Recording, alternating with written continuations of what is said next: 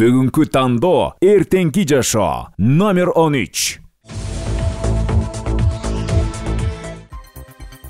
БШК эки талапкерди шайлоодон четтетти.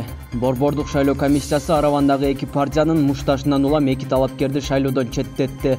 Бул тууралуу 24-сентябрда БШКнын жетекчиси Нуржан Шайлдабекова билдирди. Маалыматка ылайык, шайлоодон четтетилген талапкерлердин бири Шукурулла Файзуллаев, биримдик Илхам Маннанов Мекеним Кыргызстан партиясынан талапкер болуп катталган. Эске салсак, Араванда Мекеним Кыргызстан партиясы менен Биримдик партиясынын тарапташтарынын ортосунда чыр чыккан. Чыр учурунда 12 киши денесинен ар кандай жаракат алып ооруканага түшкөн. Бул боюнча 6 киши камакка алынып, териштирүү иштери жүрүүдө.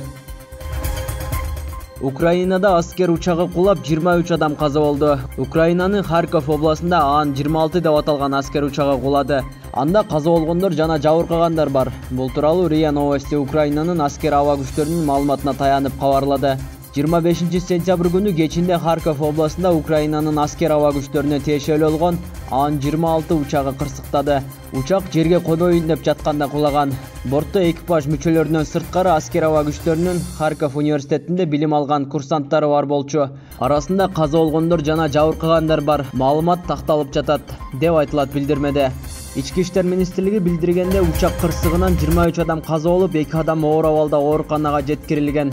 Акыркы маалыматтар боюнча жеринде куткаруучулар, өрт өчүрүүчүлөр иштөөдө. Украинанын президенти Владимир Зеленский кырсык болгон жерге чыгып кеткени кабарланды. 8 жыл бою чипси жеп чоңойгон кыздын апасы психиатрларга кайрылууга аргасыз болгон. Англиянын Ковентри шаарында 8 жылдан бери чипси менен тостерде даярдалган нандан башка эч нерсе жебей чоңойгон кызды гипноз аркылуу башка тамактарга көндүрүштү. Бул тууралуу Mirror басылмасы жазды. Маалыматка ылайык, быйыл 10 жашка чыккан кыз 1,5 жашка чейин бардык балдарда эле тамактанганы айтылат. Андан кийин мурда жеп жүргөн тамактарынан баш тартып, алдына алып келери менен идиш аякты ыргытып, чыр сала баштаган. Кыйнап тамак бергенде какап, эсин жоготуп койгонго чейин барчу. Акырында кыздын рационунда чипси менен тостерде даярдалган кытырактан гана калган, деп айтылат кабарда. Адистер тамак аш неофобиясы деп аталган илдеттен кызын куткарууга 8 жыл аракет кылган апасы эми гана психиатрларга кайрылган. Бир нече жолку гипноздон кийин жеткинчек акырындык менен жер жемиштерди жей баштаган айтылат. Акыркы жумаларда кыз тамактан 50дөй түрүн жеп көргөнү кошумчаланды. Кошумчалай кетсек, тамак аш неофобиясы адатта мектеп курагына чейинки балдар кабыла турган сейрек илдет. Анда балдар жер жемиш, эт, сүт азыктары сыяктуу тамактардан баш тартып, азык-түлүктүн 1-2 гана түрүнө байланып калат. Жалал Абад менен Баткенде көбөйдү. Ковид боюнча соңку статистика.